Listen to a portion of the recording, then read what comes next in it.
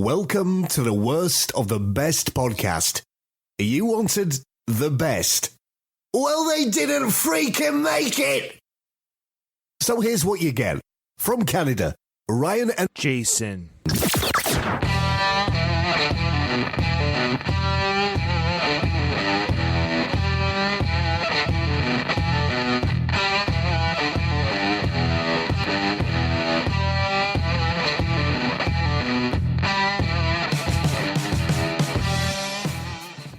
Welcome, everyone, to the Worst of the Best podcast. I am your host, Ryan, and with me today, of course, is Jason, my brother. Jason, how are you doing today? I'm doing well. Thank you very much. Happy New Year. Yeah, Happy New Year to you as well. At the time of this recording, it's my time here in the Middle East while I'm on deployment. It's currently 8 in the morning, but for Jason, it's 9 at night, January 1st. It's the beginning of 2024. And Jason, 2023 has officially ended, and that means everyone that was able to die has died in 2023. The ballots are closed. The new year is opened. It's always exciting when the first death happens in the new year. Do you ever find it like, oh, who's going to be Well, the we first always message you. What Jason was about to say, yeah, what we do throughout the whole year is every time a celebrity dies, it's almost like a race. Who can message the other one first to say a celebrity died? It's almost kind of a race who gets the news first, and we usually get kind of excited by it. Like, oh, can't wait to talk about that or talk about them. And here we go. So what we're doing with this list, I think this is the first time that I've gone by a month. I did a little bit of homework and was able to break down every notable celebrity by month. And keep in mind, folks, there are names on here that you're like, did you miss so-and-so? We may have kind of our criteria for Jason ourselves is some of these names might not even be as big as other names, according to you, the listener. They're names that we wouldn't have to necessarily Google to get their bio, like, oh, that guy. Okay, I enjoyed him or I enjoyed her. So it's names of people that were like, I know who they are without Googling them. I know who they are because I've seen a lot of their TV shows or movies by face or otherwise. So it's kind of like either by looking at their face, you're like, oh, that guy, or hearing their name, you're like, oh, that person. That's kind of how we're doing it. And I think we're going to do the same thing again, Jay. The criteria will be worst death will be one that kind of affected you the worst. Like, oh, that really sucks. That's a really bad feeling. That sucks that person passed. And if we want to, it might not apply to every list every year. Sometimes it has, but who's the worst person? Like, who do we think might just be the worst person? Kind of like, I'm glad they're dead. Or I don't really care that they died because they're the worst person. Like one year we had, was it Castro, for example? We had 1 year. So it kind of goes without saying, you could have somebody's like, that might be the worst personality that died. I don't know if that list actually has that this year. We'll kind of go through it. It might not. But definitely there'll be a name or two that were, that one kind of stung. That one kind of stung, or that one was a hard one to say goodbye to. We have fun. We make fun. Obviously, we wish all their families and friends, we always say this, but we wish all their family and friends peace and throughout their mourning, throughout the year of their fathers, sisters, brothers, daughters. Obviously, we're not making light of death per se, but it's kind of like, you laugh and cry in life, right? Yeah. Like, I like the fact that we kind of joke that people are dying to get onto our podcast, and in reality, they kind of are. But we're not making fun of the person. It's just well, some of them we might be. Who knows? We'll see. Yeah, depending on who's on the list. All right, so here we go, folks. Here is the list in January. Jason, here's a big name right away. The year kicked off strong, very strong. Yeah, I did. Yeah, David Crosby. Really did. David Crosby. He's of course one of the most influential rock singers of the 60s and 70s. He's the American singer-songwriter, co-founded both the Byrds and Crosby, Stills and Nash, and later Crosby, Stills, Nash and Young. He was inducted into the Rock and Roll Hall of Fame as a member of both groups and also released several records as a solo performer. Crosby died at the healthy age of 81, so he lived a long life. It was following a long illness, which illness I don't know. With his wife, Jan, saying in a tribute, quote, although he's no longer here with us, his humanity and kind soul will continue to guide and inspire us. His legacy will continue to live on through his legendary music. Now, wasn't David Crosby one of the guys that was a donor to Melissa Etheridge? Do you remember that? Oh, yes. Yeah, he is. That's right. His memory does live on. Melissa Etheridge's child lost its father. Yeah. So rest in peace to David Crosby. Of course, he had some great songs. Yeah, I mean, I wasn't a big fan of his. He had a couple songs where, especially with Crosby, Stills, Nash and Young, there's some good rockers out there. Definitely, every attribute that's been thrown his way is well deserved. I just wasn't a big listener of his music per se, but Yeah, exactly. aware We of all him. were very aware of who he is and his impact in the music industry, et cetera, but wouldn't be the first person I would go to listen to. And And 81 again, 81, that's decent. That's decent. it's a full life. It's a full life. Yeah. All right, Jacob. Next one. Another rocker, British rock icon Jeff Beck gained prominence with the Yardbirds, which is crazy. That's awesome. And later Yeah. carved a niche for himself as a solo artist, blending elements of hard rock, jazz, blues, and even opera. Recognized for his improvisational skills, Beck secured 8 Grammy Awards and, like Crosby, earned a place in the Rock and Roll Hall of Fame on 2 occasions. I'm not bound by conventions, Beck remarked about his musical approach. If I'm not pushing boundaries in every song, then I'm not doing it right. Tragically, Beck passed away at 78 due to a stubborn bout of bacterial meningitis, as announced by his family. Fellow musicians, including Gene Simmons from Kiss, Brian May from Queen, Rolling Stones, members Mick Jagger and Ronnie Wood, expressed their condolences and paid respects. And obviously, many more people did. right, I mean, he's of course. Legendary guitarist. Yeah, absolutely. And in fact, my big fandom with Jeff, this is kind of a deep pull and it's kind of odd if you're a Jeff Beck fan. I'm a huge Young Guns fan of those 2 films, right? I'm a huge fan of the films. Thus, I became a huge fan of John Bon Jovi's solo album for the Young Guns 2 soundtrack. So John Bon Jovi did a full album of music for that film, like an actual album. And he hired Jeff Beck to play guitar on that album. Jeff Beck's guitar playing on that album it's an absolute highlight, other than, of course, John's great singing, but Jeff Beck added his signature sounds to that solo album. So it's kind of a great collab in my books. You have Jeff Beck, John Bon Jovi on the Young Guns 2 soundtrack. So that was my introduction to Jeff Beck as a kid. And I think that's the best music John Bon Jovi has done, to be honest. Oh, come on now. Come on. It's a great album. I love it. There's some solid Bon Jovi albums. Come on. Okay. Get out of here. Okay. So remember, it's just a coincidence I'm wearing this shirt. But remember, Jeff Beck was supposed to play at the Paris concert with Guns N' Roses, that big pay-per-view live concert. Now it's like over YouTube for free. They were practicing Locomotive. He's going to be playing on the song Locomotive. Oh, interesting. Matt Sorum hit one of the cymbals right beside Jeff Beck's ear, and I think it blew his eardrum, and so he couldn't perform. Yeah, he couldn't perform that night because of the cymbal crash. That's odd.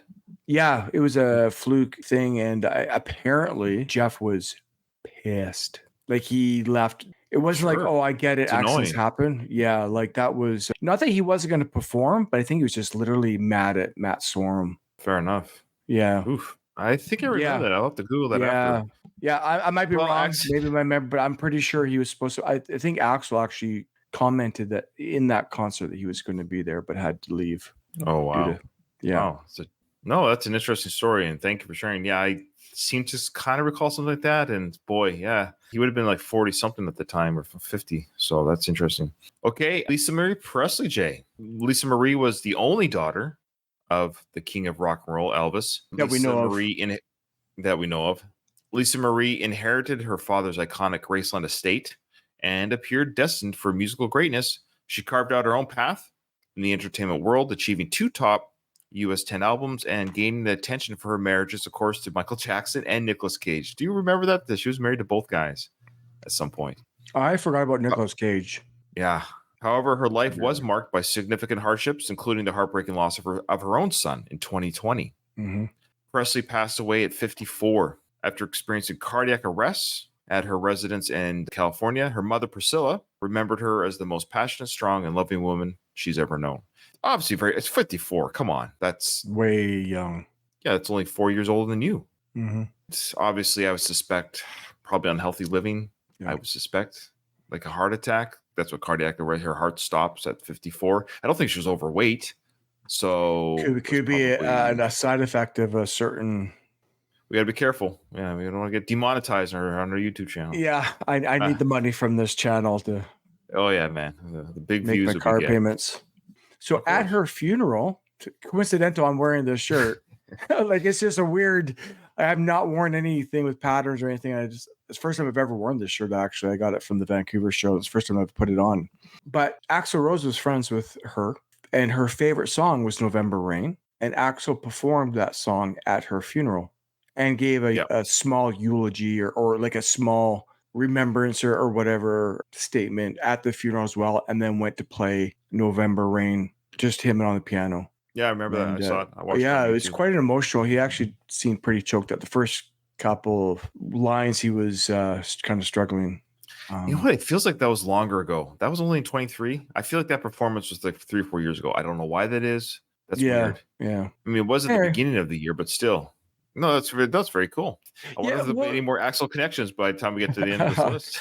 I think that might be it. The fact that there's two in 1 month is And- pretty unique. Anyway, yeah, Julian Sands, Yorkshire actor. Julian Sands was renowned for her performances in movies like A Room with a View, Arachnophobia, Leaving Las Vegas, and Warlock. He also made notable TV appearances in shows such as 24, Smallville, and Banshee. An avid hiker and mountaineer, the 65-year-old went missing in January 2023 after embarking on a trek in California's San Gabriel Mountains near Mount Baldy. It wasn't until June that his demise was confirmed upon the discovery of his remains. In a 2020 interview, Sands expressed his profound joy in being near a mountain peak on a crisp, chilly morning. The actor, known for his endearing, quirky, and courageous spirit, passed away while pursuing his great passion. That's kind Yikes. of crazy. So 65 is not young, but it's not old. Is that just the start of your senior citizen year? He was, very healthy looking 65-year-old, a very nice guy. You'd recognize his face if you saw it, Jay. If you Googled his face, you'd recognize. He's a character actor. I recognized him right away. I wouldn't be able to name him. These are one of those ones where, that's his name, but you've seen him in so Right. much stuff. And I just also found his passing very unique. I don't think we usually get ones like this where you get actors lost in the mountains. This was a unique one, but I definitely saw him on 24. I watched that whole series. I watched Smallville. I watched that whole series. yeah. I watched Arachnophobia. Yeah, I I recognize him. watched there you go, Leaving Las Vegas, and he was great in Warlock. That's a great campy 80s horror movie. So yeah, he's a great actor and probably a really nice guy, and he just liked being out in the mountains. And something must have happened. Where did it say how he might have died? Was he lost? Did he break an ankle? You know what I mean? Couldn't move. It's weird that he would just die in the woods. They don't know. The condition of his body was too, I guess, deteriorated. I mean, Yeah. January to June, right? It's a long time.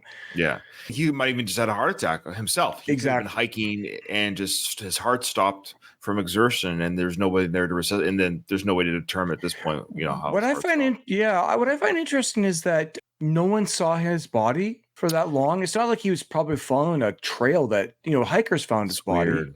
Did nobody know He where might have been he off the went? trail, Like, maybe. Or might have been a side trail. Who knows, right? Maybe an off-beaten path type trail that only a few people will walk. Who knows? Yeah, it is odd. You're right.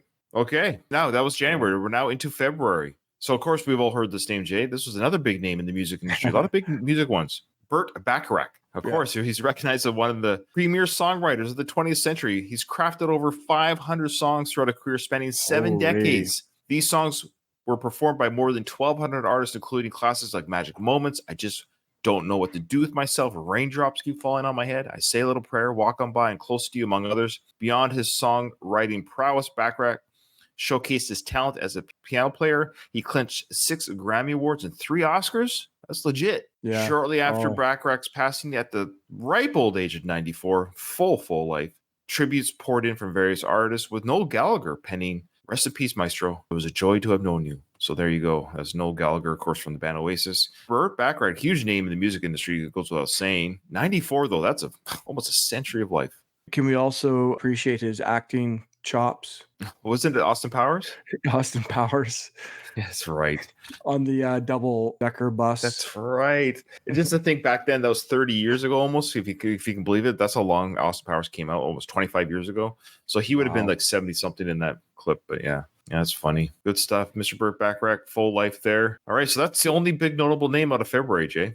Yeah, okay, so we're into March. Actor Lance Reddick gained prominence for his portrayal in the acclaimed crime series The Wire, set in his hometown of Baltimore and spending 5 seasons from 2002 to 2008. Additionally, Reddick made notable appearances in the John Wick film series opposite Keanu Reeves and lent his voice to Commander Zavala in the popular Destiny video game franchise.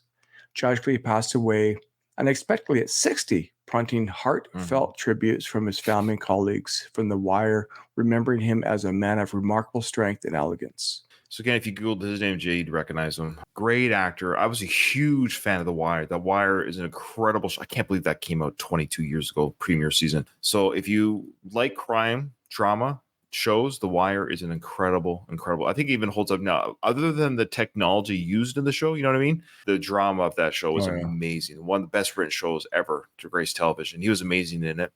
He was a very healthy guy. Like he just, I don't know what happened to him at 60. He just died unexpectedly. Yeah, here we go. Issue? Yeah. No. Ischemic heart disease and atherosclerotic coronary artery disease. Maybe he ate poorly, but again, he's very fit and strong. If you see him, yeah, look at him. Very healthy looking guy. Some medications might not mix well with the heart. Yeah, and if you have underlying issues that you're unaware of, certain medications might. Yeah, and he's also on a popular show that I love as well, Bosch. If you don't watch Bosch, guys, another great. So this is a guy that I've enjoyed legit. So, yeah, I recognize him. What other movies or roles? Like I feel like he was. Well, the John Wicks are big. He was in the Bosch TV series. He was also on the TV show Fringe. Like he's been on some major television shows. He's just one of those. Was he on Lost? Oh, actually, no, you're right, Jay. That's where I recognize him from. Yes, he's that guy. I forgot about him. Yes, that's where I recognize him. That the very thin. Yeah, he was on Law. You're right, Jay. He was on. Boy, he's been on. He was also in Oz. This guy's been on legit shows. So yeah. This is a big, that's what I mean. Like, again, one of those actors where you might not know his name when you say the name, but you see, like, his work is amazing. So, big loss to the acting world, right? Only 60. He's going to have another 20 years of acting. So, wow. Okay. That's a big name on the list there. I truly enjoyed him. And I think this is, for me, quite frankly, I'm not going to lie to you, as the year went on, this was a name when this happened. I was like, ooh, I like this guy. So, his passing was quite, it's like, ooh, that sucks. In Lost, he was way later in the series, and he had a very smaller kind of part, but a very intriguing, mysterious part to it. That's funny. I gotta watch that show again. I think that show deserves a rewatch. That's a great show. Kind of way it wrapped up. Maybe everybody talks about that, but I mean, it's regardless. I mean, it's fantastic. Yeah, I hate it when people don't punish the whole series because of a couple of bad episodes. Sure, it might not have ended as strong as people wanted, but the journey's still amazing. Okay. Yeah. All right. Next one. This is a name that, of course, we all know. Yeah. Tom Sizemore. He was the American actor known for his intense performances in films like Saving Private Ryan, Heat, Black Hawk Down. Born November 29th in 1961 in Detroit, Sizemore carved a niche for himself with roles that showcase his versatility and intensity. Over his career, he has graced both television and film, becoming recognized for his powerful on-screen presence. Despite personal demons, Sizemore's talent has cemented his place as a notable figure in Hollywood. So he died in 61 in 2023. So he died at the age of 62, obviously too young. I think for him, it's pretty obvious. I think it was heart failure, but he also abused caused by a brain aneurysm. I think he wasn't very healthy living throughout his years. I think he's been clean, sober. Yeah. A great actor. Like when you see him in films, this guy can act. He was just. I know it's too bad there wasn't more of him. Honestly, I wish there was more roles where he could have been showcased a little bit more often. Yeah, I think it might have been his reliability on set that caused some. Because when you're on drugs and stuff, that happened to Robert Downey Jr.'s career, for example. Interesting enough, before he cleaned himself up, they would actually withhold his pay until the film was done as insurance that he would finish the film. So Tom Sizemore might have had the same issue. So rest in peace, Tom. That was a big name too. So that was one of the bigger names. Because that's definitely I didn't have to Google or anything. When you hear Tom Sizemore, I knew exactly who that was right away. Yeah, so that's a big name for me. Okay, now we're into April, Jay. Another big name. Boy, what do you got here? Yeah, this is from our childhood, eh? Yeah. Known for the Jerry Springer Show, which captivated audiences with its mix of unconventional content like strippers, food fights, confrontations, Jerry Springer viewed his television venture as a counterculture stance against societal elites. He concluded each episode with the iconic phrase, "Take care of yourselves and each other." Spending 27 seasons and close to 5,000 episodes from 1991 to 2018, the show's popularity even birthed Jerry Springer, the opera, and the UK adaptation in 1999. Additionally, Too Hot for TV videos and DVDs emerged from its content. In 2019 interview with Sky News, Springer stood by his show's participants, often labeled as trash, emphasizing their relatability as ordinary individuals caught in extraordinary circumstances. Springer passed away at 79 after battling cancer. Talk show host Ricky Lake fondly remembered him as sorry. Yeah, Ricky Lake, I know. Bless her. Of all the people you want to fondly remember you, Yeah, sure.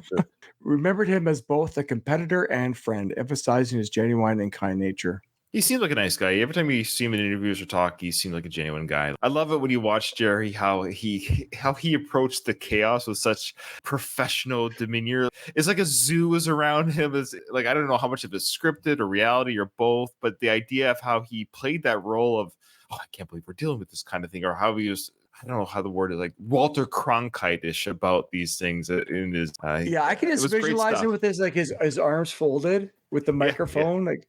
Meanwhile, two people are beating the crap out of each other.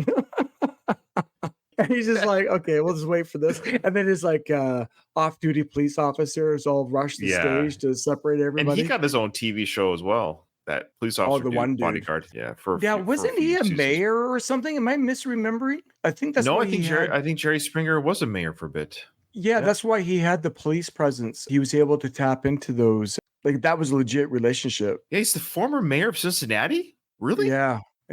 Wow, that's not a small city, Jay. He served as the 56th mayor of Cincinnati from 77 to 78. That's legit. Good for him. Yeah. That's fun. I did not know that trivia, actually. It's funny how small, like little pieces of trivia stick. Like, why would I remember that? I don't know, but that's a big name there. Boy, we got some big names here. And so far, no one, well, I don't want to give it anyway. So far, there's no like, I'm glad they're, you know what I mean? There's no good personalities of people. So he always seemed like even though his show was kind of chaos and it had some maybe, but deplorable topics.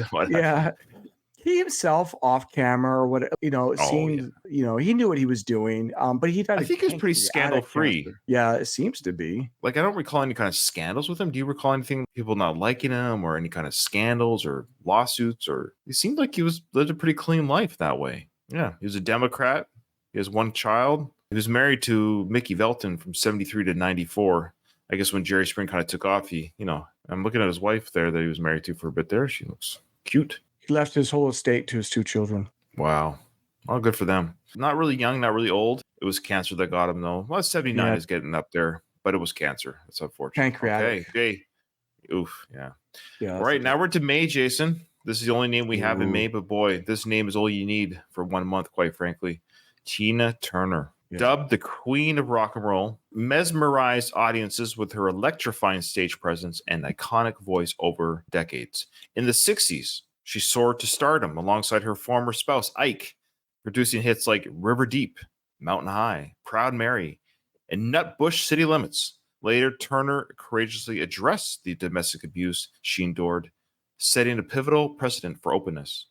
Challenging ageist notions in the 80s, Tina staged a triumphant solo comeback, delivering global hits like This Is What We Knew as Kids, Jay, Private Dancer, We Don't Need Another Hero, What's Love Got to Do With It, and her signature song, The Best. Now, those are just wicked songs. And when Tina Turner passed, I admit, I did a YouTube dive for about a week. I was watching this comeback tour or this triumphant solo tour, and I wouldn't even call it a comeback per se, but it's a reemergence. Reemergence is a better word. Yeah, and she was on stage at the age of 45, I think it was. Incredibly sexy. I mean, you could see why. Her power and her voice and her legs and the way you could just tell she was just a powerful woman. And but her singing, her live singing was legit. She just bellowed, and she was playing with Bryan Adams. Watch that performance and just how cool. And Bryan Adams was like 22 or 3 when he performed with Tina, if you can believe it. He was young.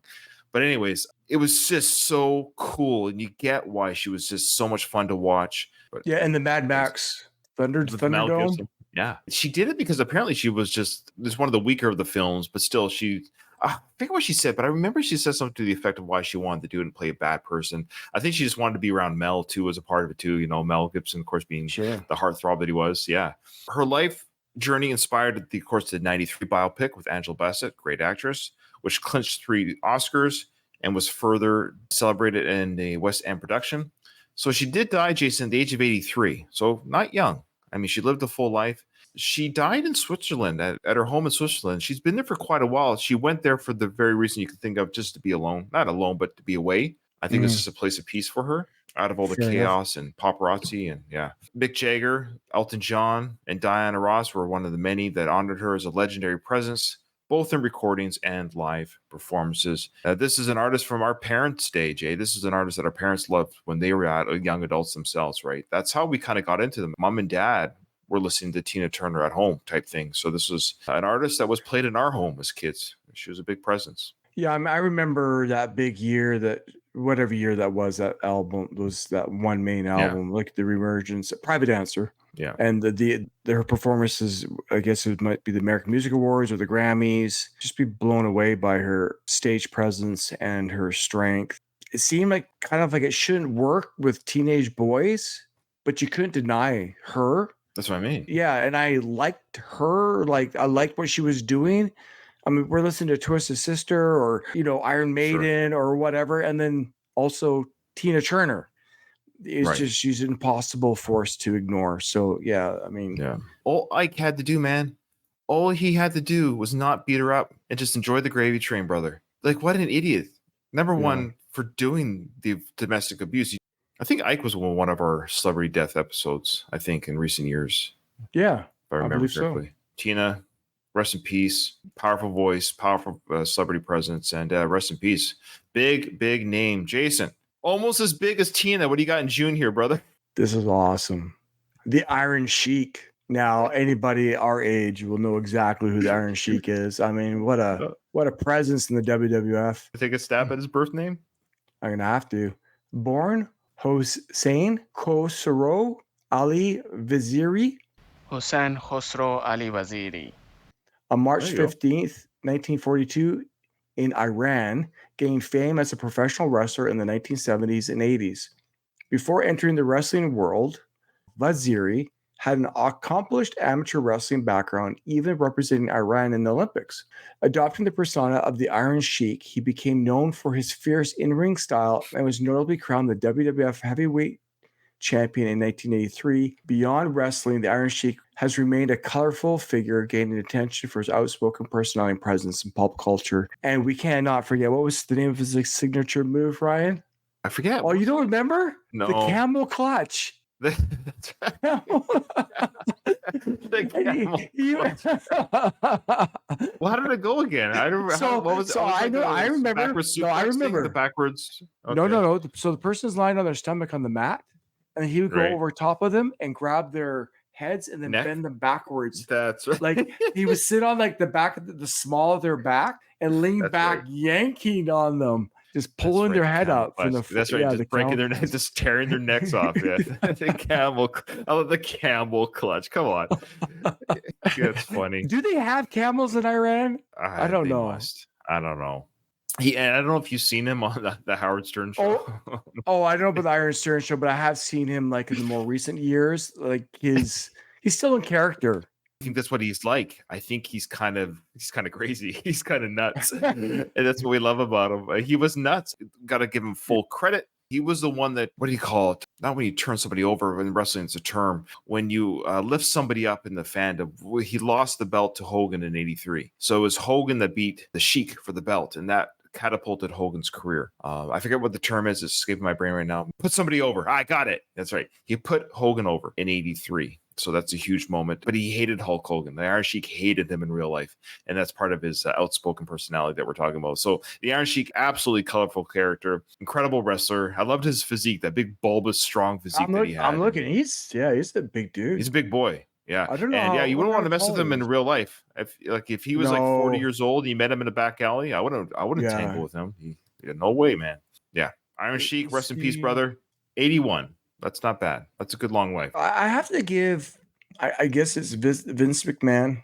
Vince McMahon, you got to give him credit for giving somebody like the Iron Sheik the belt. Yeah. Because he was, his rhetoric was very anti-American. Oh, of course, he was was anti-American. Right? And he was always the heel. Yeah. Never a good guy. Never a good guy. And that was the thing, right? Between him and Hulk Hogan. Hulk Hogan's like this pro-American, the Eagles and flying and the American flag and all the rest. And then you have the opposite with the Iron Sheik. And the relationships between Iran and the U.S. has not improved. No. But to give that person, that type of character, the belt, is pretty smart marketing. Pretty smart. Yeah, absolutely. Yeah, fun stuff. Iron Sheik. That was it for June, Jay. Okay, I've got July. This is a big name from our youth and what Yeah, have it's you. very This is a big, very big sadly. name. Irish vocalist Sinead O'Connor gained widespread recognition with her 1990 hit "Nothing Compares to You," propelling her to international fame, partly due to its iconic music video. Of course, if you remember, it's just her face right in the middle of the screen singing that song. Beyond her musical prowess, O'Connor has renowned for her candid perspectives on topics like religion, war, and feminism. Everyone remembers, and Jay, you and I watched this live when it happened on TV. Oh yeah. We were Yeah. big Saturday Night Live viewers at the time in 1992. She tore a photo of Pope John Paul II, highlighting concerns about the Catholic Church handling of abuse. Throughout her illustrious career, she produced 10 studio albums and earned 8 Grammy nominations, securing a win for the 91 alternative musical performance with "I Do Not Want What I Haven't Got." I had the tape for sure. Yeah. Even her the album before that. Yeah, she passed away at 56, confirmed by her family, prompting tributes from artists like Bryan Adams and Ian Brown, along with Irish Prime Minister Leo Varadkar. She ended up living a Yeah, very troubled. sad, Yeah. Mental health. conflicting life. It's really unfortunate because she could have, if it wasn't for those issues, she had so much professional opportunities, but the mental illness and the struggles with that, and with her children, I know there's just so much going on in her life. It's very, very, very sad. And you know what's actually kind of sad too is how much she tried to reach out for help in a lot of ways. Mhm. And it felt like those cries, at least it seems, and I don't want to speak for people, but it seems like she was just kind of left to struggle on her own in many ways. Yeah. She was ostracized a little bit, I think. Ostracized by that. So I'm not talking about her family. I'm sure her family did the best they could to help her as best they can. I'm talking about kind of like the public in general. She kind of was. Well, just that Pope dropped. thing really upset all the Catholics. There's some. Exactly. But when she died, then you get all these tributes. Right. I'm like, are you giving her that reassurance when she is around? Yeah. Does she feel that when, maybe she did, maybe she didn't recognize it? Like, I just don't know. But I feel sad Good questions. how much people love her, appreciate her, and then are very sad when, she passed. Well said, yeah. But I wonder if she ever understood or felt that from them when she was around. I don't know. That's a tough one. I love her music. I listened to that tape many, many, many, many, many times. Yeah. Now, her cause of death remains undisclosed.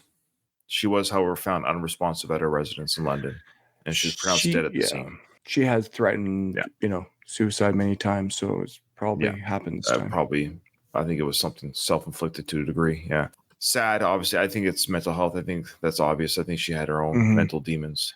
It's sad because it affects everything. Okay. Well, a lot of music, Jay. You got the next one. A lot of music people this year. Yeah. Renowned pop and jazz vocalist Tony Bennett collaborated with icons from Frank Sinatra to Lady Gaga, selling millions of records worldwide and securing 20 Grammy Awards, including a Lifetime Achievement accolade. Emerging as one of America's eminent crooners, Bennett launched his debut album in 1952 during his mid-20s and consistently charted in the U.S. throughout subsequent decades. Sinatra hailed him as the best singer in the business, a title Bennett upheld even into his 90s, continuing performing despite an Alzheimer's diagnosis. Boasting over 70 albums, Bennett holds a unique record. His albums charted in the U.S. during every decade from the 50s to the 2020s. In 2014, he surpassed his own record as the oldest living artist to top the weekly Billboard 200 album chart. At 96, Bennett's passing prompted tributes from peers like Lady Gaga, who fondly recalled their collaborations, performances, and shared moments. Full life. I mean, you can't get much more forward than that. Like, I wasn't, of course, a 20-minute fan, but we all know who he is, and exactly. He's a little bit out of our age group, a little bit, in my style of music as well. But he lived to 96, saw think of all the musical genres he lived through. Exactly. I mean, he's been around our whole life. Like, he's been like in our parents' life, prominent. Let's say. Like, he was alive before our parents were born. Like, that's a full life, man. Wow. And 20 years before our parents.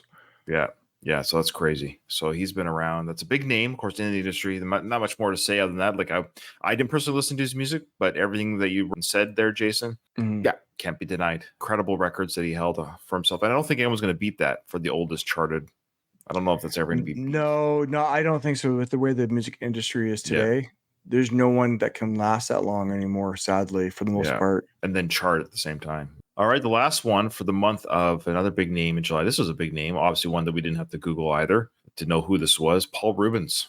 Born Paul Rubenfeld on August 27, 1952 in Peekskill, New York. He's an actor, writer, comedian, best recognized, of course, for his iconic character, Pee Wee Herman. Rubens gained widespread acclaim with his unique childlike Pee Wee persona, which debuted in the 80s through stage performances. Now, I don't know if people know this, but those early stage performances were adult in nature. So he played of course, a young kid-like personality, but he would have adult humor at the time. Yeah. It was later toned down to create TV specials and films like Pee-wee's Big Adventure and Pee-wee's Playhouse. And did you ever watch Pee-wee's Playhouse? That was such a fun show, man. Word of the Day and all those characters and the couch that talked and the mailman that came by. And well, it's funny. I kind of had a resurgence for a little bit there. I bought the DVDs. My older sons, when they were young, I bought the DVDs for them to watch. They loved it as kids. Yeah. Oh, okay. They just thought it was so crazy. And I watched it with them. It's just so much fun to watch. It really was. He was fun to watch. Yeah, absolutely. And now beyond the Pee Wee persona, Rubens also showcases versatility in various film and television roles, demonstrating his comedic prowess and creative range. Of course, there's that big controversy in his career, but despite that, Rubens' contribution to pop culture remains indelible, especially with his unforgettable character, Pee Wee Herman. I think his whole career was wrecked by that one stupid thing. Yeah, so dumb. I love how Hollywood points the finger of shame. Like, really, Hollywood? I know. Yeah, they're such clean living people. Come on. I hear you. 70. He never seemed old to me. Yeah, right. I know. He did like his character recently too before his death, and he just seemed still that young, same character. Yeah. If you had to guess, right? Well, he died of cancer, sadly, and so that will take him a little bit earlier than anybody would like. But I would never have guessed he was 70. Never. I know. I might have still said 55 or something. Me too. Got to be 55. Yeah. Yeah, it's crazy. Yeah, sad. That was one for me too. I was like, oh man, that's a name. That's a name I know. Yeah, and I think it's because he always felt young. Yeah, so to hear that he died, and then it's like 70. Oh man, I thought he sounds like he's 40 something years old. So whatever he did for his skin, it worked. Right. That's funny. So we don't have anything here in August. No, nothing in August. No, I looked. Let us know who we missed in August. If you think we missed somebody big like that in August, let us know. But we're going to September now.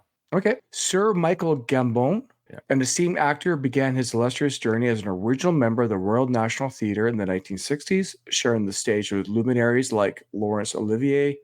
Over his expansive career, Gambon showcased his talent in notable films such as The King's Speech, Gosford Park, and Paddington. His television credits include portraying French detective Jules Maigret and featuring in the BBC's acclaimed series The Singing Detective. However, Gambon achieved widespread recognition for his portrayal of Hogwarts headmaster Dumbledore in several Harry Potter films. He assumed the role from Richard Harris, starting with The Prisoner of Azkaban, and continued through Deathly Hallows Part 2. Following his passing at 82, fans fondly remembered him, urging fellow enthusiasts to honor his memory by raising their wands. Yeah, I remember that. I remember this on social media. Of course, all the big Harry Potter fans. That's where he became like a super national star, right? Well, if you're the Harry Potter films, you're a household name. Yeah. He paid his dues and all these other projects that you're talking about. But yes, it was the Harry Potter films that made him a worldwide known face and name. So his passing really affected a lot of Harry Potter fans, and myself included, because he was great in those films as Dumbledore. So both headmasters that played Dumbledore have passed away now, Richard Harris and Michael Gambon. That's a big name. But it was 82 again, full life. Yeah. So they ask you to play Dumbledore, you should say no? Probably. Yeah, no kidding. Another big name in the music industry, Jay, Jimmy Buffett. He was born Christmas Day, 1946. Of course, he's the renowned American singer, songwriter, musician, and entrepreneur known for his unique blend of country rock and Gulf and Western music. Rising to fame in the 70s, Buffett became synonymous with the laid-back tropical vibe, often referred to as Margaritaville, a term derived from his iconic song. Throughout his career, Jimmy Buffett has released numerous albums with hits such as Cheeseburger in Paradise, Changes in Latitudes, Changes in Attitudes, and the perennial favorite Margaritaville. Beyond music, he also authored best-selling books, including Tales from Margaritaville and A Pirate Looks at 50. Additionally, Buffett has ventured into business, notably the Margarita. He's milking a margarita. Notably, the Margaritaville brand that encompasses restaurants, hotels, and merchandise, further solidifying his status as a culture icon associated with leisure escapism, and island-themed entertainment. Jimmy Buffett, his big hit was Margaritaville, and he just squeezed every ounce of water out of that stone. Made millions out of it. Good for him. Again, a name we know. We never followed his career, but a big icon, as we just stated, in the music industry. He's kind of like a silly version of Tony Bennett. Yes. So here's another singer. I'll be honest, Yeah. I did not know about this. You don't remember this passing? Yeah, Steve Harwell, born January 9th, 1967 in Santa Clara, California, is best recognized as the lead vocalist for the rock band Smash Mouth. Rising to prominence in the late 1990s, Smash Mouth achieved widespread fame with hits like All Star, Walking on the Sun, and Then the Morning Comes. Smash Mouth's distinct blend of ska, punk, and pop rock resonated with audiences, earning the band multiple platinum records and significant mainstream success. Beyond their musical contributions, Smash Mouth's tracks became anthems for various films and cultural moments, solidifying their place in pop culture. While Harwell's journey with Smash Mouth has been a highlight of his career, he remains a notable figure in the alternative rock scene, known for his charismatic stage presence and distinctive voice that define an era of upbeat, infectious tunes. How did he die? Yeah, that was young. Yeah, he died from liver failure, so that tells you something. If you die of liver failure at the age of 56, something tells me you're probably drinking. I wonder if he was drinking on the job. That's crazy. How old? 56. 56. Sheepers. It's obviously young. So if you're dying of alcohol overdose, essentially, again, that's probably mental health, depression, just a connection, alcoholism. It's sad for his friends and family. He might have been a father. I'm not even sure. That being said, it sucks. So obviously he provided a lot of joy for a lot of people. I mean, of course, the Shrek moment, when Shrek opens that movie, that's their song, and some of the culture icons are talking about there. Acute liver failure. I'm just guessing. I shouldn't say I'm not a doctor, but would that... I'm going to guess that's alcohol poisoning of some sort. Oh, poor guy. What a troubled life. And this might be some of the cause of his drinking. Maybe. I'm speculating. He actually had a kid who died at the age of 6 months due to lymphonic leukemia. I'm just reading that was this 22 too. years ago. So he would have been in his early 30s. I wonder if, that could affect your mental health, right? Who knows? He never remarried or had more children after that. Kind of connect the dots, right? Yeah. Okay. I'm speculating, but you wonder if you connect those dots. Okay. Sad, obviously. And speaking of hard living affecting a young death, Jay, in October, we had Matthew Perry. Of course, he gained global recognition for his portrayal of Chandler in the iconic 90s show Friends. Away from the limelight, however, Perry did courageously address his personal struggles with addiction. He released a memoir in 2022, just a year before his death, called Friends, Lovers, and the Big Terrible Thing. He committed to making a difference. He advocated for others grappling with similar challenges. In one interview, Perry emphasized, while Friends is a significant part of my story, my true passion lies in helping others. Addiction is daunting, but with collective effort, we can overcome its grasp. However, at the age of 54, he passed away. The foundation was established in Perry's memory, aiming to continue his mission of supporting others who battle addiction. His friends, co-stars collectively expressed, quote, beyond our on-screen bond, we formed an enduring family. At the age of 54, Matthew Perry. I don't know if you saw any of his recent interviews. He really messed himself up. Like, it's sad. I know. Because he was so much fun and energy on that show, Friends. Like, I loved him on Friends. Of course, everyone did. I mean, I actually enjoyed that show. He was great comedic value on that show. Was amazing. To be honest, I've never watched the show. I know who he is, and I've seen snippets enough. I get the whole thing and why he would be adored by so many people. But the one movie that I really liked him in, which I wish I could see more of him acting this way, was in The Whole Nine Yards with Bruce Willis. Yeah, agreed. I really liked that movie. It's a fun movie. It's a funny movie. And I loved the way he played that character, which I'm sure is it similar to his character in Friends? Yeah, kind of same. Yeah, it's kind of like you see Robin Williams is kind of Robin Williams, and that goes for a lot of actors. Their way of acting. Yeah. It's funny enough. He joins Chris Farley. They were in a film together, if you remember, in the early '90s. Chris Farley, Matthew Perry. I think it was called. Weren't they in a film together? I don't know. But it's just interesting how both of them struggled. His death was acute effects of ketamine. So he was on ketamine when he died. That just came out more recently. The movie was 1998, Jay, if you can believe it. It's called Almost Heroes. It was right before Farley's death. So it's interesting how both of them died from their own struggles with addiction. And there's actually an interview you can watch on the Stephen Colbert Show where Matthew Perry addresses and he speaks candidly about his struggle with addictions and also talks about Chris Farley's struggle with addiction. So it's just ironic and sad that both died because of those addictions. I mean, he died in his hot tub, but I suspect he probably had some sort of heart failure or some sort of fainting spell, right? And slipped into the hot tub and drowned. Yeah, it was ketamine, acute effects of ketamine. So ketamine is a what kind of drug is that? very powerful drug. Okay, big names. This is big names this month in October. Oh, by the way, Matthew Perry actually died on my birthday. By the way, I'm Oh. going to be forever marred by that. Remember my birthday, October 28th. Yeah, I enjoyed Matthew Perry. He was definitely someone I truly enjoyed. I got laughs out of through movies and TVs. He made me laugh as an entertainer. He entertained me, and his loss sucks. It's not good. He was young, and if he had stayed healthy and strong, he could have provided comedy. Like you said, we didn't get more of those films, Jay, because of his struggles with addiction. He's another one of these actors like Tom Sizemore, who wasn't able to do more films because of his liability issues and then his health issues. And he just looked, I hate to say, he didn't look good because of his addictions later. Oh, in his life. I was shocked at how. Yeah, he looks terrible. I hate to say it, it really affected his speech. It almost like he had a stroke the way he spoke. Yeah, it's too bad. Ketamine is an anesthetic to induce loss of consciousness. So he could have done that and then fell into the tub, like you were mentioning. But it also has very strong hallucinogenic properties. It can incapacitate and cause short-term memory loss, often used as a date rape drug. It's off-label uses to help with depression. I've heard of people having horrible, disassociated, bad, scary dream and hallucinations, similar to LSD and PCP. So it's a powerful drug. If you're prescribed ketamine for anything, make sure it's the only option available to you, because I've heard horrible things about it. Why he was on it, I don't know. Weird. Yeah, sad. Probably not legally prescribed to him, but all right. Well, I'm kind of glad I got this one. Burt Young. He was born Gerald Tomaso. This is mine. Oh, is this yours or is this mine? Sorry, am I reading yours? I apologize. Yeah, you just did Matthew Perry. No, you go ahead and read it. You go ahead and read it. By all means. I'll read it. Oh, hey, the next one isn't too bad to read either, so I'll read this one. Oh, fair enough. Okay.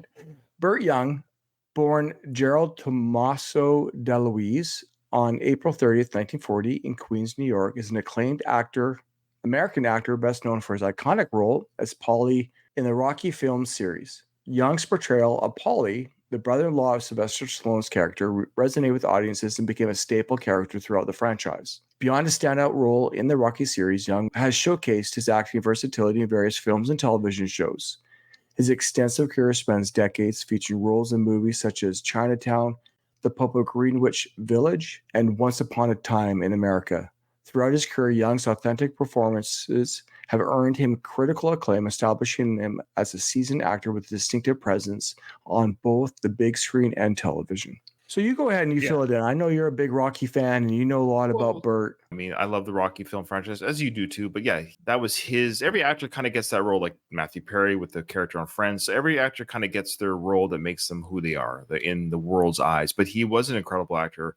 And anytime you see Burt Young in these other films you mentioned, say, oh yeah, that's him. He's able to become somebody else, as a good actor does in these other films. And he was a really great actor. He was very method too. Like a little side note here, in the first Rocky film, he had arthritis in his hands. He would mention that the work in the meat factory made his hands freeze up and arthritis like. So what he did as an actor, really, he put turpentine on his joints to make his joints hurt.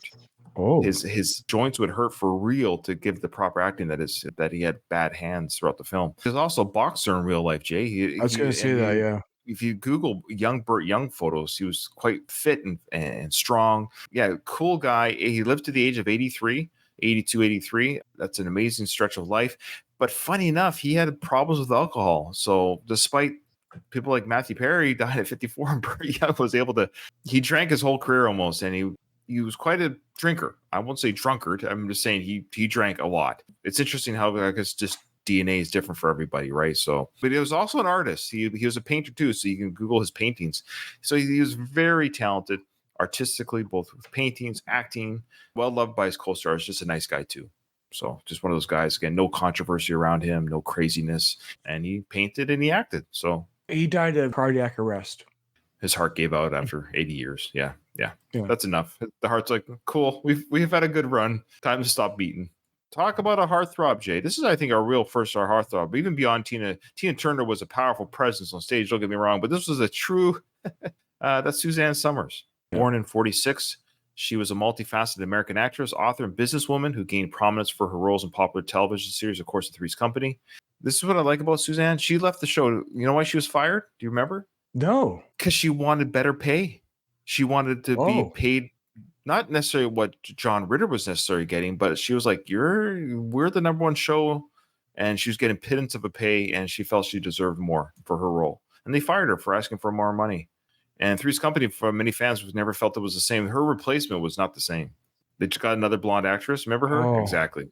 I can see what she looks like, and it's hard to hold a candle to Susanna Summers. I mean, beyond her acting career, Summers ventured into various entrepreneurial endeavors, which that's what really got her the money. So, good for her. She went on to become a business person.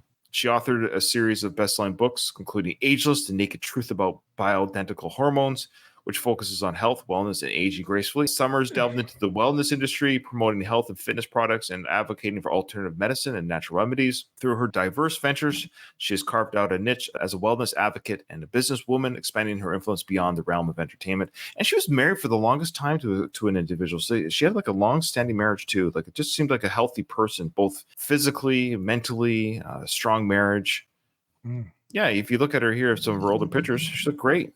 Yeah, and she was married for the longest time. Like, it's interesting how she kept her last name from her first marriage, Bruce Summers. That's weird. She got divorced in 1968, but kept the name. Just to do with ease of marketing. Yeah, you're right. Yeah, she kept the name. She probably didn't get rid of the name, but then she became popular, and then she's like, ugh, I got to keep the name. So she was married to Alan Hamill, Jason, from 1977 to 2023. So her husband, her whole career. Good for them. That's a good, healthy marriage. Oh, of course. So she died of breast cancer. What was that? Oh, that's right. That is right. Oh. She was worth $100 million when she died. Good for her, with her business and her. Well, work. her businesses. I mean, she became popular through TV, but she Right. made her money on her. Remember that squeezing thing, Thigh Master? Wasn't that her? Yeah. Oh yeah. Yeah. I was like, what is that really good for? All right. Rest in peace to Suzanne. Wonderful, bubbly personality. Her Chrissy character in Three's Company is just, you can't help but fall in love with that ditzy blonde. But she was perfect at it, honestly. Yeah. She was a great actress in that show. And that was Yeah. Because she's not dumb. She's very intelligent. And she played that role perfectly. Yeah. All right. No big November deaths. So we're going right to December, Jason. You've got this one. Yeah, Ryan O'Neal, born on April 20th, 1941 in Los Angeles, California, is an esteemed American actor recognized for his roles in both television and film. He rose to prominence in performances in iconic films such as Love Story, earning him widespread acclaim and recognition.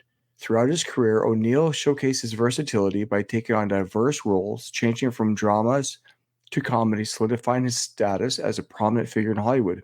Beyond his film achievements, he ventured into television, starring in series like Pay and Place and Good Sports.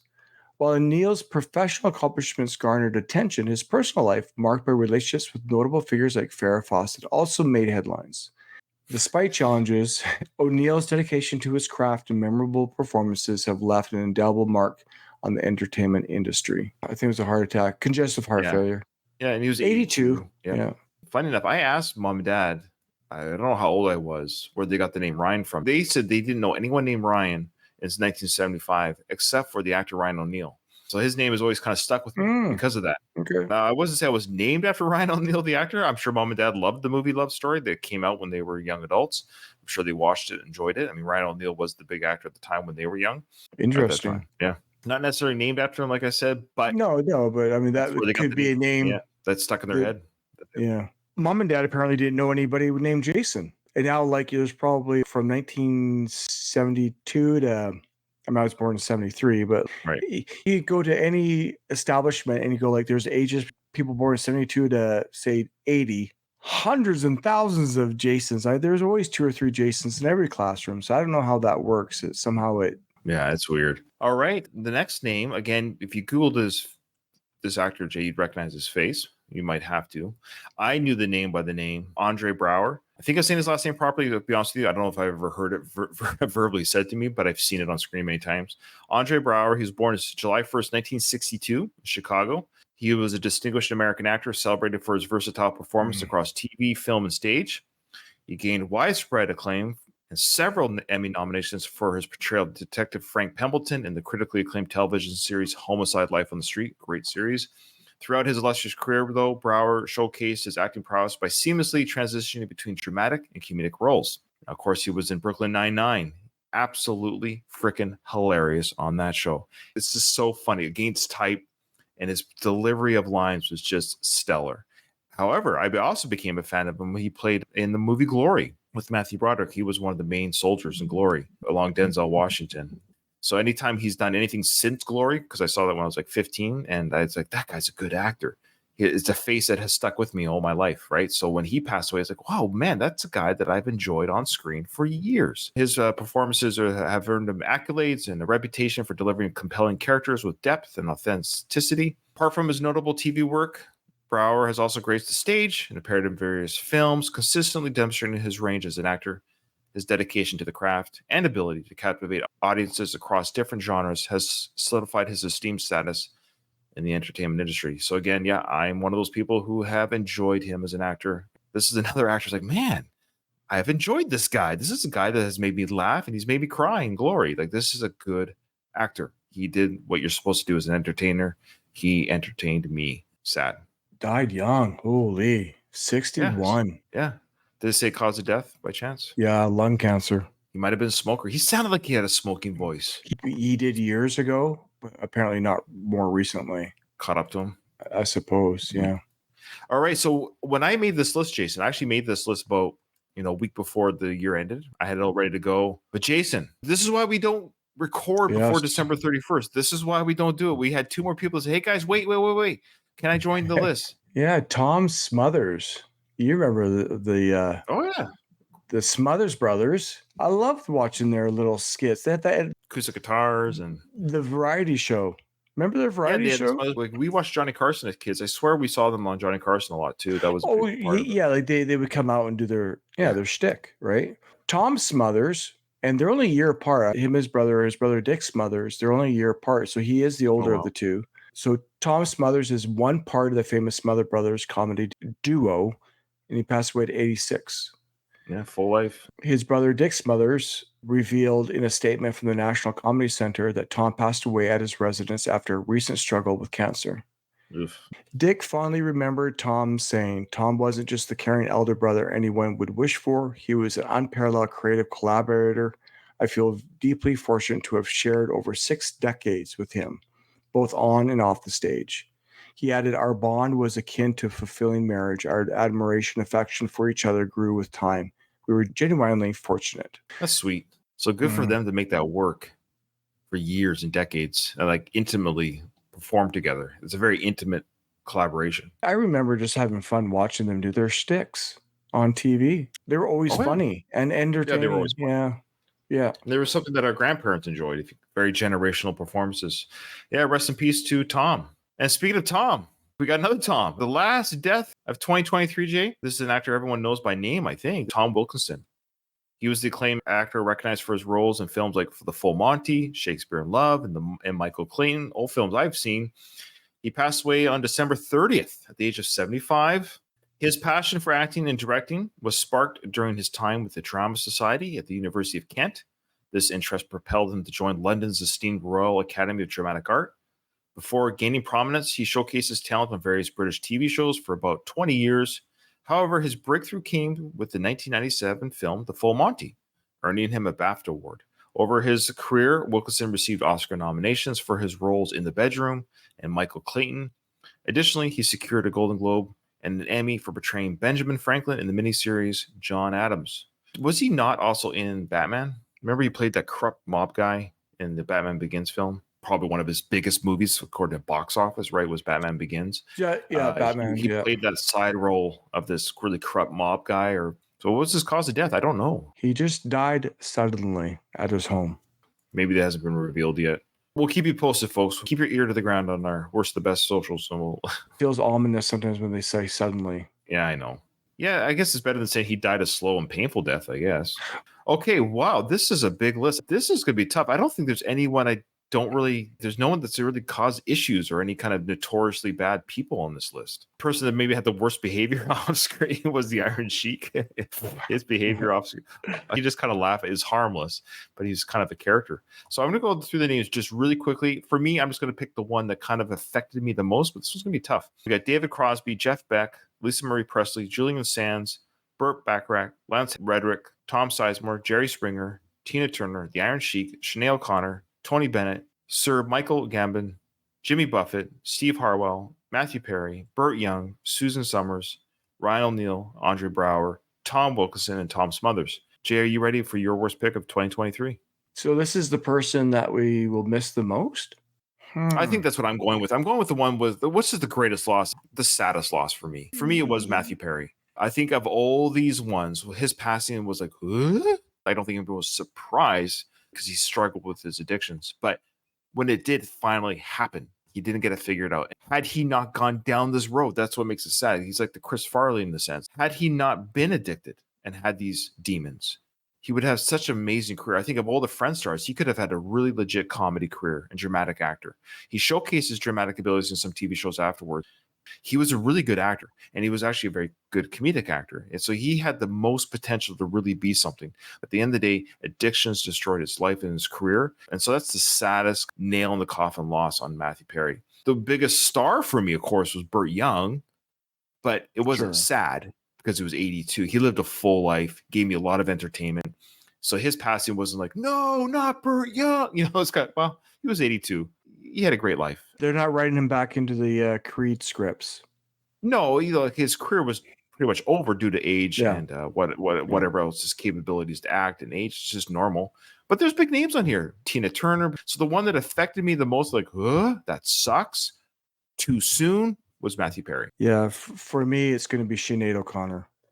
Oh, wow. Wow. Okay. I feel even more than Matthew Perry. Matthew Perry, I think, had the opportunity to have more outreach available to him. There's a sympathy or empathy around him, possibly a better support group. Sinead O'Connor was really, like you say, the word ostracized. I know she had struggles trying to see her children, and that could be because they were trying to protect the children from her. That didn't help with her mental illness, was when she doesn't have access to her children and she wants access to her children to be able to see them. I'm sure that would just propel her even further into the chaos that she was feeling in her life. I legit liked her. I liked her music, not just Nothing Compares to You. I mean, that's just the song that people will be more closely recognized with her. But she has some amazing songs despite just having that Nothing Compares to You song. There's others. She spoke her mind, tearing apart that picture on Saturday Night Live, the Pope John Paul picture. She did what she felt she needed to get the message. And here we are. I mean, how many years later did the abuse of children by the Catholics became exposed and just kind of common knowledge? And almost said, yeah, you know, Sinead, you had a message worth listening to. There was a problem. You were trying to highlight the problem, but people hated her for telling the truth or trying to expose the truth. I have a deep empathy for her. Her life ended up being very tragic in my eyes. And so that's why I pick her. Yeah, I pick her because of that. Oh, very well said, Jay. Wow. Thank you. All right. Well, thank you. We would like to thank all our celebrities who died in 2023 for allowing us to have such a great show today. What will 2024 bring? I can't wait. It never disappoints every year. This was a big year, though. I think this year seemed to be particularly big names. So it'll be interesting to see what 2024 brings. Let's keep our fingers crossed. We get some big names. Jay, with that, remember, in front of every silver lining, there's a cloud. Today, for Ryan, it was Matthew Perry. And for Jason, it was Sinead O'Connor. Rest in peace to everyone. And